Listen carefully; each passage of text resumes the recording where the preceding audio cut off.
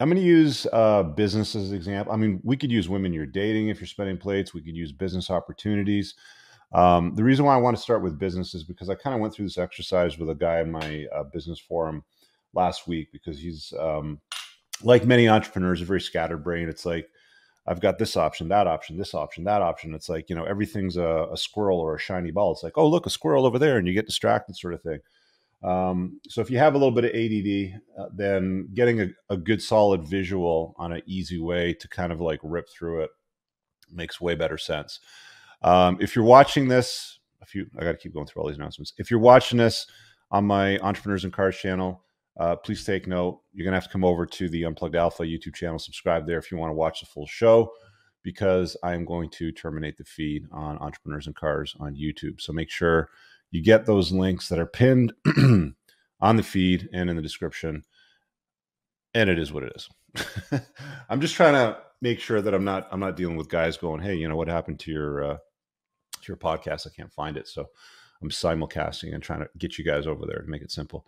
There should be tons of time for Q&A tonight, because this won't take me very long to rip through. So yeah, get your questions ready, and we'll do lots of it. Open to anything, open to young, old, man, woman, whatever it is you want. Even if you got something you want to challenge me on that I've talked about because you think you got a better solution, let's do it.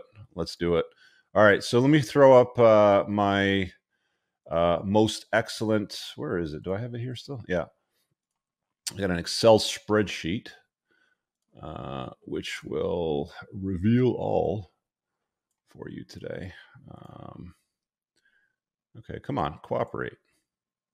Oh, I see what the problem is. It's got to be open over here. There we go.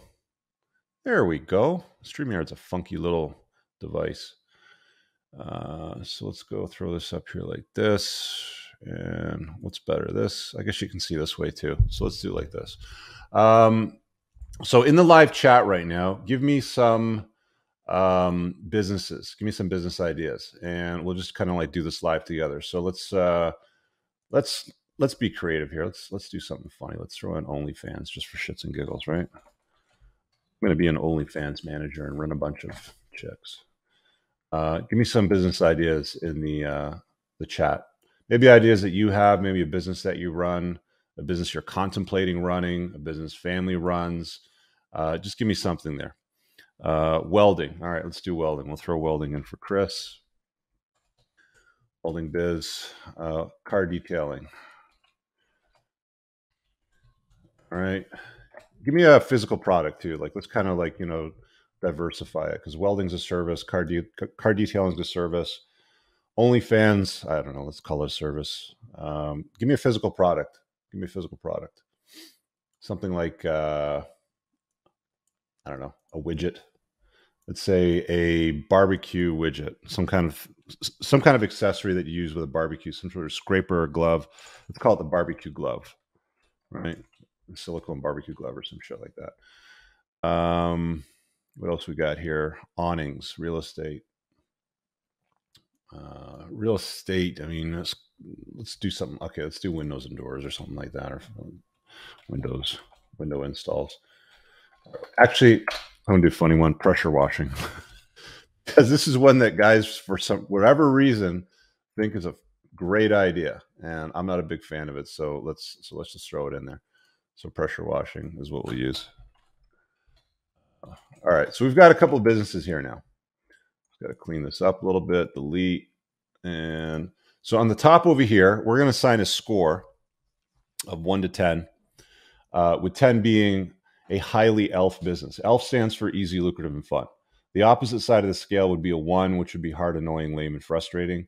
I get into all the details on this in my course. I'm not going to explain it today in this video. This is about making decisions, but you have to identify what matters to you. Like, for example, if you were doing some sort of a matrix grid like this, because you're spinning 5 plates and you've been dating for a while, and maybe you're the kind of guy that wants to have kids and you're vetting them for mother stock, you could almost do the exact same thing. But for this example, we're going to use business opportunities. Let's say, Bob is contemplating an OnlyFans, a welding business, car detailing, a barbecue silicone glove, and a pressure washing business for his entrepreneurial journeys, because he realizes he doesn't want to work for the man. He wants to do his own thing. Okay. On the right-hand side over here, These are the ELF Biz qualities.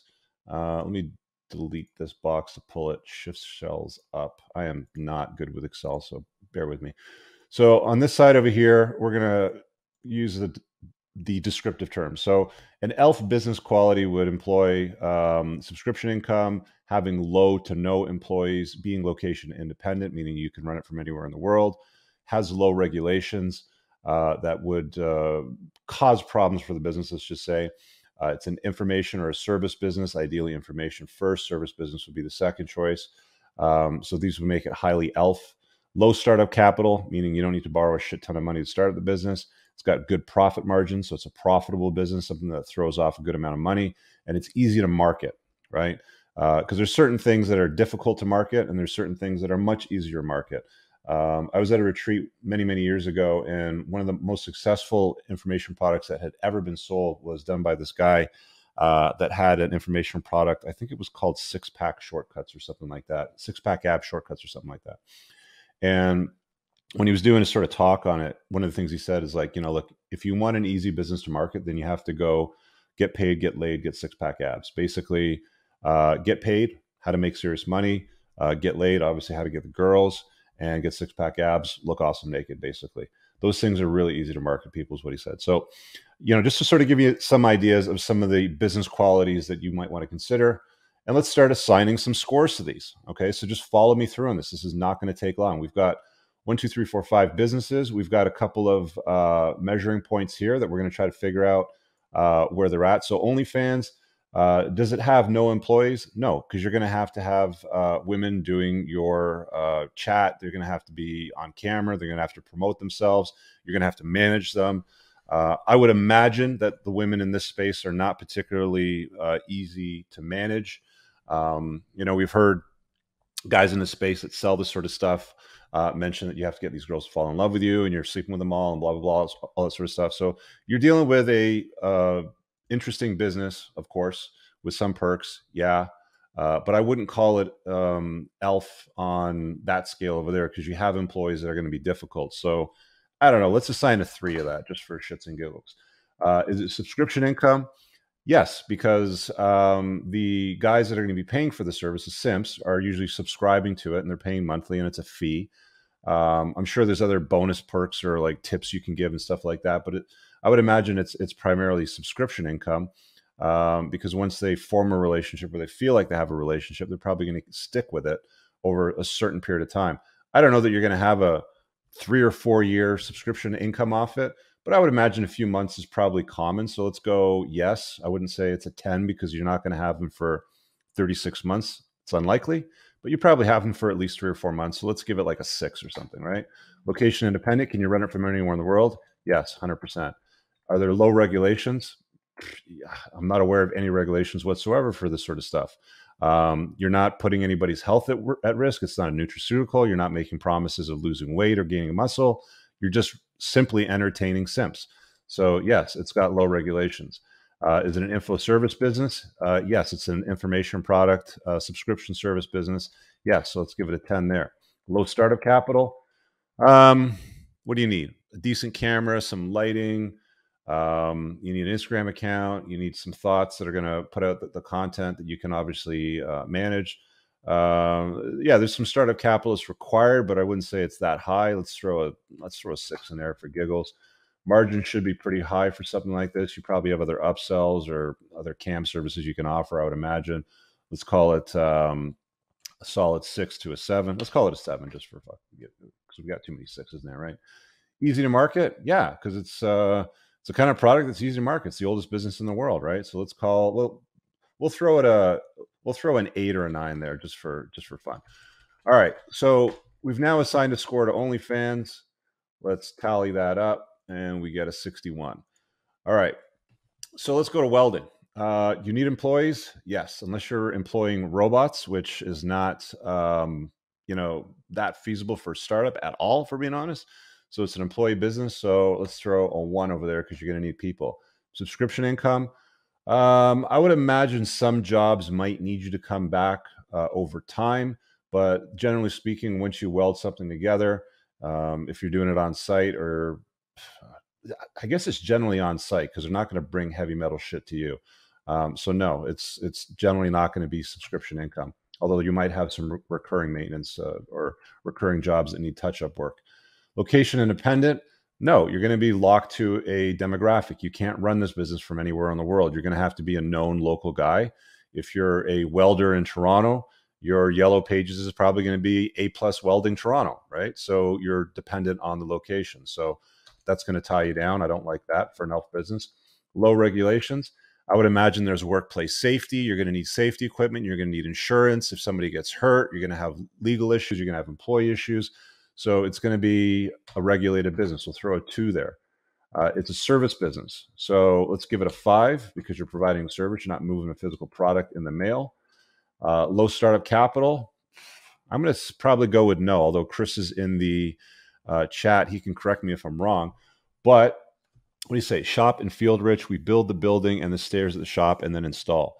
Yeah, okay. So that's not recurring revenue because that's done by the job. So you're always hunting for new jobs, basically. Although you will have builders that will have like, I have 80 homes. I need you to do a staircase and sort of thing that you have to do the install. So you'll have income over a longer period of time.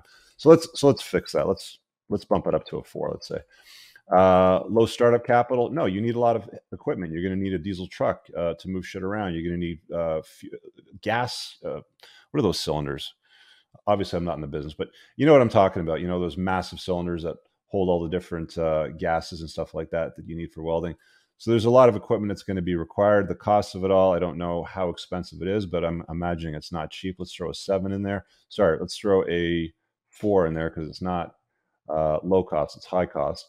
Margins, I think margins are high in welding, if I'm not mistaken. Yeah, Chris is saying you're always chasing jobs. That's right. And easy to market.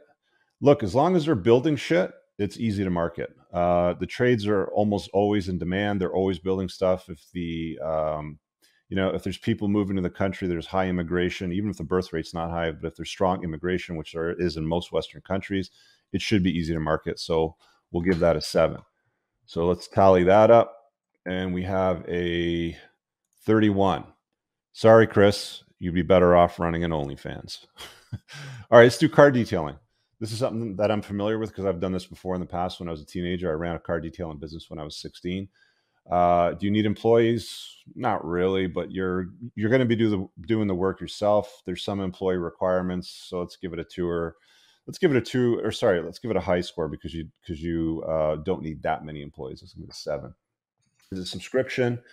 Look, people need their cars detailed on a regular basis because weather makes them dirty and nasty. So once you have a customer and they're happy with the work, I mean, the guy that I use, I bring my cars to him every probably 60 to 90 days, depending on how much driving I've been doing. So yeah, you do have recurring revenue and you have a relationship with the customer. They keep coming back. I know they offer plans sometimes where they'll come every month or something. So let's give it a 7 for subscription revenue. Location independent. Yes, you could run a car detailing business probably in the Caribbean, but why would you? If you've ever been down to the Caribbean, the cars are dirty as shit. The roads suck. You're not going to detail there. So there's limitations. But I mean, you can detail a car wherever you are, I suppose, within reason. We'll give it a 5. Low regulations. Yeah, there's not many regulations required. Maybe some insurance required if you're running a legit business. It's not cash, but regulations are fairly low. Let's give it a 7. Is it a service business? Yeah, let's give it an 8. It's right up there. Low startup capital. It's reasonably low, I would say. Water, some cleaning chemicals, a pressure washer. Doesn't cost much. Margins are pretty decent. Your cost of materials to detail a car, probably less than 15 to 20 bucks, if we're being honest, with water and cleaning chemicals. And if you're charging 400 bucks for a detail, you've got decent margin in that. It's just that, you're going to be tired at the end of the night, if we're being honest. It's an exhaustive business. You need a lot of energy for it. So margins are high. We'll give it an 8. Easy to market. Yeah, if you have a nice car and it's in a affluent neighborhood, it's pretty easy to get customers to spend money, like anywhere from 400 600 bucks to do some detailing work. People spend a lot more. I've seen people spend a couple grand for a full detail where they take off wheels and they clean the undercarriage and there's a photo shoot involved and they do sealers and all this kind of stuff. So if you're in an affluent market and you're targeting that, it's reasonably easy. I would say you get customers pretty easily. So let's call it a 7. Boom. And again, these are all subjective to your inputs and what you know about it. So let's do like a barbecue silicone glove that you're going to sell on Amazon or something like that. Maybe you're going to have to promote it through Facebook ads, or you're going to use the ad platform native to the fulfillment house. Do you need employees? Not really. It's actually a pretty low employee count that you're going to need for something like this. Subscription income? No, because if they're going to buy your glove, they're probably going to have it for quite a long time. So you don't have recurring revenue off it. You're like one SKU stew, right? Location independent. Yes, you can run this from pretty much anywhere in the world. Low regulations. It's a glove. It has nothing to do with promises of losing weight, removing wrinkles from underneath your eyes or anything like that. It's not a consumable. It's not a nutraceutical. So yeah, it's got very low regulations. Is it an info or service business? No, it's a physical product. Physical products you have to source from the supplier. They sometimes take a while to get to you. Fulfillment houses create problems sometimes with shipping. Shipping companies sometimes deliver and it gets stolen. They may get it and they don't like it and they have to return it. Depending on the product, because this is a barbecue silicone glove, it's not going to break in the mail, so it's anti-fragile. But if you were shipping something that was fragile that could break in the post, you're going to have problems with it, right? So, with something like that, I'd probably give it like a 2. Let's say, just because it's an anti-fragile product that won't break. But still, you're going to have returns. You're going to have lost products. You're going to have problems sourcing it. You're going to have added costs associated to your supplier if fuel prices go up, for example. So there's all kinds of issues that you run into with a physical product that you don't get with a digital product or a service-based product. Again, this is all stuff that I cover in my course, guys. So if you're interested in learning more about the School of Entrepreneurship and everything that I've learned over the years, make sure you're on the email list for when it launches next Monday and you'll get notified there. Low startup capital. Barbecue glove? No, because you're going to need to have some money to buy your inventory of gloves. The more you buy, if you order 10,000 units, you're going to pay less than 500 units or 1,000 units or 100 units. So just keep that in mind. There's some startup capital that's going to be required. Is it a ton? Probably not as much as a welding company, but it's still going to be up there. I'm going to give this a 5. Margins probably pretty high, because if you're buying some cheap shit silicone glove from China for a couple bucks and you're selling it for 20 or 30, you've got a good marketing campaign, margins can be pretty strong. So I will give that a big fat 8. Easy to market? I'm going to say reasonably, but it's going to come with some costs. Actually, speaking of costs, let's take the margins out of the equation and give it a 6 or a 7, because you're going to have to spend quite a bit of money on advertising on Facebook, Instagram, even native to the fulfillment house platform, whatever that you're going to use. You're going to have to advertise it straight up. Is it easy to market? I'd say reasonably. Yeah, people like buying trinkets and shit. I mean, there's no question about that. I don't think it's as easy to market as something like an OnlyFans. So we'll give it a 6 or a 7. I'm just going to give it a 6 just for shits and giggles. All right, let's do a service-based business called pressure washing right now. Do you have employees? You're going to need a couple of employees probably, but it's not going to be a huge employee count, but we're going to give that a fucking 4, let's say. Subscription income. If you have a customer on your books, you might have annual jobs that you do. I think most of the pressure washing places that I've talked to that have asked me questions or have come to me for consults generally have contracts. I mean, if it's commercial, you're going to have commercial contracts. So every certain period of time, you're going to go back to do the work. You might have a spring gig or a fall gig. So there's some degree of subscription income that comes off this, although it's not monthly for the most part, unless you have a commercial contract. Location independent. Can you run it from anywhere in the world? No, you're going to be locked to a demographic. So your listings going to be A+ pressure washing Toronto. For you to set that up in Miami or LA is going to be an entire process.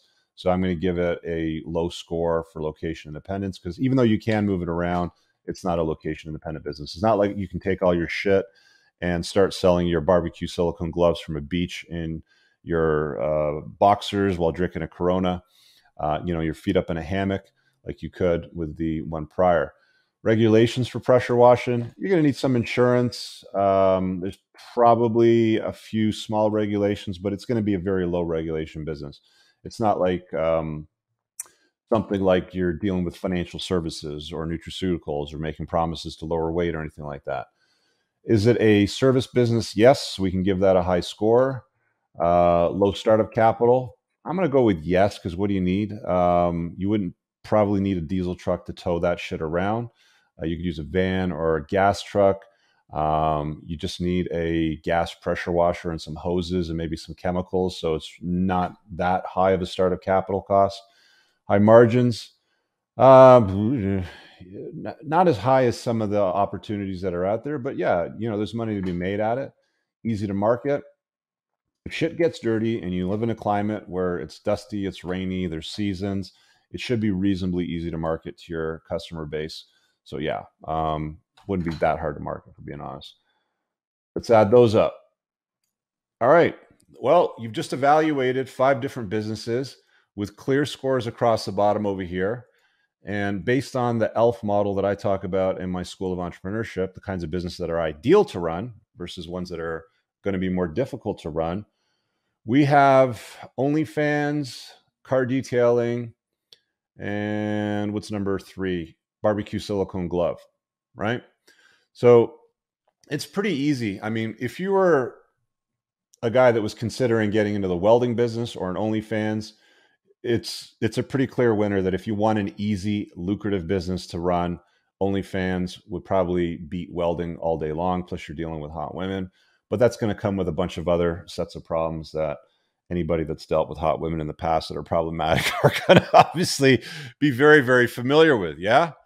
So again, you can use this for a whole bunch of other stuff. Hey guys, I really hope that you enjoyed that short clip. If you did, consider supporting the creation of content by checking out my supplement line. Pinned in the top comment below of this video in the comments, there's a link to the unpluggedalpha.com/shop. When you click through, you'll be able to land over here, and the entire lineup is broken down by category that it performs best in: estrogen metabolism, fat burning, your foundational essentials for health, immune health, performance, and testosterone support. If you check out with coupon code ALPHA10, you'll get 10% off on your first order. There's also the option to use the subscribe and save model, where regular shipments will be sent over to you on a regular basis, and that gives you a little bit of a discount, and your supplement facts are always broken down over here.